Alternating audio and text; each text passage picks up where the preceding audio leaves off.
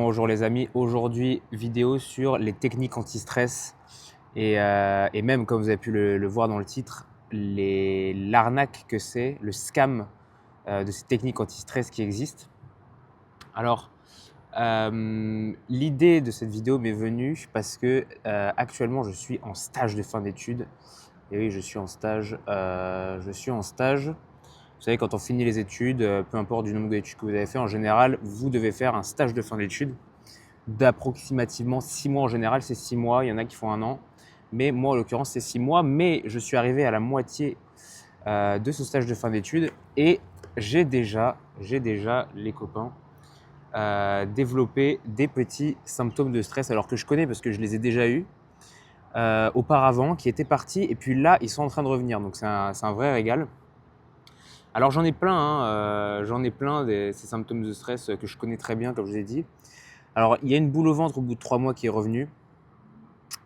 Vous savez, cette boule au ventre que vous avez, c'est très difficile à décrire, que vous avez en fait à ce niveau-là, là, au niveau du plexus là, que vous avez, et qui est toujours un peu là, c'est très dur à décrire, hein, mais qui ne bouge pas et qui est vraiment là au quotidien et qui est très très très dérangeante. Moi, je me souviens, la dernière fois que je l'avais eue, tellement elle était présente, je n'arrivais plus à respirer et quand je faisais du sport, quand j'étais en sparring contre d'autres gars, alors que bah, je tenais pas en fait. Je tenais pas. Au bout de quelques échanges, j'étais essoufflé parce que j'arrivais plus à respirer à cause de cette putain de boule au ventre. Alors que normalement, si vous voulez, j'enchaîne plusieurs rounds de sparring sans aucun souci. Donc c'est pour dire à quel point elle est terrifiante cette boule au ventre. J'ai quoi d'autre? J'ai le retour des aftes sur la langue qui sont revenus. Je ne vais pas vous montrer ma langue pour des raisons évidentes, mais j'ai le retour des aftes sur la langue. J'ai quoi d'autre?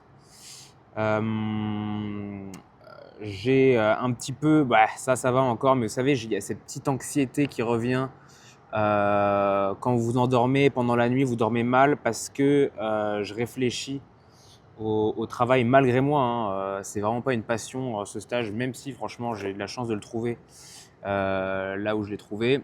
Mais vous savez, vous réfléchissez à ça pendant votre sommeil, etc. Donc vous dormez pas bien, etc. Et le symptôme le plus... Alors c'est vachement drôle, hein, vous pouvez rigoler. Moi aussi franchement je me moquerais de la personne parce que c'est... faut dire que c'est drôle aussi. Mais j'ai eu, pour la première fois, ça je ne l'avais pas eu avant, j'ai eu des spasmes au trou de balle, les amis. Et oui, j'ai eu des spasmes au trou de balle, ce qui n'était jamais arrivé. La boule au ventre, j'avais eu, les aftes, j'avais eu à la langue, mais les spasmes de l'anus, je n'avais jamais eu. Et ça, je peux vous dire que ça casse les couilles. Ça, je peux vous dire que ça casse les couilles parce que vous vous dites, putain, je suis arrivé à un niveau où même, même mon trou de balle me dit de se casser d'ici. Et je peux vous dire que ça, en particulier quand vous taffez sur un bureau, assis sur une chaise H24, ça vous fait péter un câble en fait, hein. Vous avez ça et en même temps, vous avez envie de vous lever de votre chaise et de gueuler, c'est infernal. Bref. Et donc, tous ces symptômes de stress, donc, qui sont à peine arrivés en 3 mois, eh bien, il y a apparemment des techniques anti-stress pour les résoudre. Apparemment, il y aurait des techniques anti-stress. Alors, vous savez, ces techniques anti-stress, c'est celles qu'on nous explique arriver au collège-lycée et et puis en école aussi. En école, on nous les apprend, ces techniques. Alors, il y en a aussi même au sein des entreprises. Il y a où ils vous expliquent ces techniques anti-stress qui, en fait, globalement, hein, ça repose sur des exercices de respiration, vous savez. Vous devez respirer par le ventre, respiration ventrale, vous savez, les techniques là. Vous devez compter 7, 6, 4, ou je sais plus, bref. Vous devez respirer ventral, ensuite vous devez retenir votre respiration, expirer lentement et tout. Voilà, vous avez ça. Je sais plus ce qu'il y a d'autre comme technique, mais souvent c'est ça, c'est des techniques de respiration. Et donc c'est censé résoudre tous mes problèmes, les amis. C'est censé résoudre mes problèmes d'aft, mes problèmes de boule au ventre et mes spasmes d'anus incroyables. C'est censé tout résoudre. Et donc vous avez ces techniques. Alors d'ailleurs c'est marrant parce que vous savez ces techniques là qu'on vous explique de respiration. En général vous savez c'est des femmes qui viennent vous les expliquer. Voilà, elles viennent et disent voilà faut respirer comme ça, je sais pas quoi et tout. Alors non, honnêtement parfois Parfois, en fait, elles ont l'air totalement, elles ont le sourire et tout. Pour le coup, franchement, nickel. Et ça se voit qu'elles veulent notre bien, en fait. Vous voyez, ça se voit elles veulent qu'on se détende. Mais parfois aussi, ces mêmes femmes-là, vous vous dites, mais attends, c'est toi qui as besoin de sophrologie quand tellement elle est dépressive et qu'elle tire la gueule. Mais enfin, bref. Et donc, ces techniques-là sont censées résoudre les problèmes. Mais il y a un petit poisson qui a sauté, et oui, parce que je suis sur la scène. Et donc, euh, et donc, toutes ces techniques sont censées résoudre mes problèmes. Alors, permettez-moi de relever quelque chose déjà. C'est qu'à votre avis, pourquoi on vous donne cette technique anti-stress? Bon, ma théorie, c'est que, vous savez, c'est comme quelqu'un qui est sous l'eau, qui est en train de se noyer, et à qui on relève la tête de l'eau, vous savez, un peu en mode, tiens, respire un coup, ça va aller mieux, mais en fait, il est toujours en train de se noyer. Pour moi, c'est ça, c'est l'équivalent de ça, les techniques anti-stress.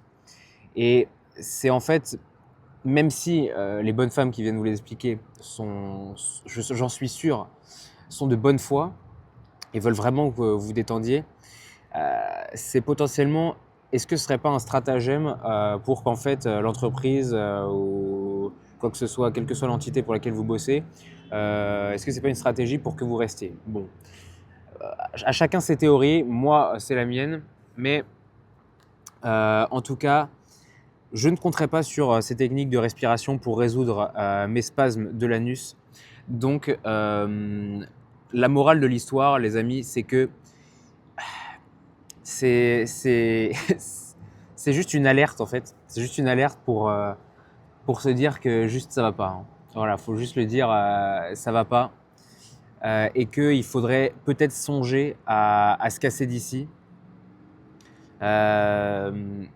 Et c'est pas des techniques anti-stress qui vont vous sauver. Alors, vous voyez, si vous avez un délai, par exemple, ces techniques anti-stress, je vais les appliquer jusqu'à la fin de mon stage, puisque bon, c'est un peu hardcore. Mais c'est pas une solution définitive. Voilà, c'est un peu une bouée de secours. Donc, en fait, si vous ressentez ce genre de choses, prenez-le vraiment comme un signal d'alerte maximale. Surtout si vous atteignez le stade des spasmes du trou de balle, hein, parce que encore la boule au ventre, ça arrive, mais ça m'était jamais arrivé, c'est très impressionnant. Bref, et donc c'est assez incroyable parce que c'est en fait au fil du temps, de l'évolution de l'espèce humaine, etc. Et ben l'humain est très efficace et il a réussi à développer ce genre de signes pour nous pousser à la fuite, pour nous dire que c'est vraiment mauvais et qu'il faut se casser. Alors il y en a qui restent, franchement, ils écoutent les signes, vous voyez, ça veut dire qu'ils les ressentent. Voilà, ils ont des boules au ventre, des aftes et tout. Mais ils se disent, bah, franchement, je vais rester, etc. Alors je sais bien qu'il faut apporter de l'argent, voilà, faut survivre et tout. Chacun sa merde, hein. On est tous dans des situations différentes. Et pour certains, c'est très très dur. Mais en tout cas, il faut savoir que c'est vraiment un signal d'alerte qui est un peu hardcore.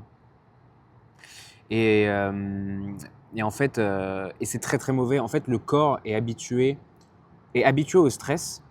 En fait, si vous voulez, le stress momentané qui est là depuis l'existence humaine, en fait, hein. Le stress momentané, en fait, juste avant, par exemple, de se battre, juste avant, j'imagine, d'aller chasser, ouais, des trucs comme ça. Juste avant n'importe quoi, juste avant une phase de stress incroyable. Bonjour. Juste avant une phase de stress très momentanée et en fait qui va s'arrêter, et ben vous avez de l'adrénaline qui monte, etc. En fait, et ça aide, c'est censé vous aider à surpasser cette épreuve. Donc c'est ça, vous ressentez ça quand voilà, vous vous apprêtez à avoir un contrôle de maths. Bon, moi, je peux vous dire, je me chie dessus. Vous avez ça quand vous allez vous monter sur le ring. La première fois que je suis monté sur le ring, vous inquiétez pas que la boule au ventre, elle est là. Mais c'est momentané et c'est pour aider l'adrénaline à monter et c'est censé vous aider en fait. Maintenant, le stress dont je parle, le stress qui est en continu, vous savez, le stress qui est là, H24, ça, c'est pas naturel. Ça, c'est hardcore. Et en fait, la différence avec le stress momentané, c'est que ça ne fait pas monter l'adrénaline, c'est que ça fait monter le cortisol, les amis. Et oui, le cortisol, qui est notre pire ennemi à tous, qui est sécrété en partie par les glandes surrénales. Et c'est ce qui vous chie, c'est ce qui chie sur votre santé en fait, tout simplement, hein. Alors, je sais plus exactement ce que ça fait pour être honnête, j'ai zappé mes cours de santé, mais ça nique votre sommeil, ça nique votre testostérone, ça vous nique de partout, bien plus que simplement votre morale, hein. Ça nique votre prise de muscle, ça nique tout, hein, c'est incroyable. Donc voilà, si vous voulez bien niquer votre santé, bah, ayez du cortisol. Et ma théorie, c'est que les techniques anti-stress de Ghislaine vont pas du tout vous aider à résoudre ces problèmes. Donc, les amis, écoutez-vous, écoutez ce que vous dit votre corps, c'est très très important. Au début, avant, je pensais que c'était possible de tout enfouir et de tout ignorer. Vous savez, même si il vous arrive des dingueries, que vous avez ce genre de sentiments, de sensations, de coups de stress qui arrivent. Avant, je pensais ça. Bon, bah écoutez, maintenant, je le pense plus vraiment. Je pourrais peut-être expliquer comment j'ai shift de vision des choses, mais écoutez-vous, les amis, c'est très très important. Faites attention à vous. Le corps, c'est ce qu'on a de plus précieux. Et quand il vous dit que c'est la merde, ça veut dire que c'est la merde et que au moins il faut avoir un plan pour se casser. Au moins, à minima. N'enfouissez pas de ce que votre corps vous dit. Parce que ça peut d'ailleurs finir très mal, hein. Des gens qui finissent à l'hosto pour des problèmes de cortisol, ça existe, hein. Et j'en connais d'ailleurs.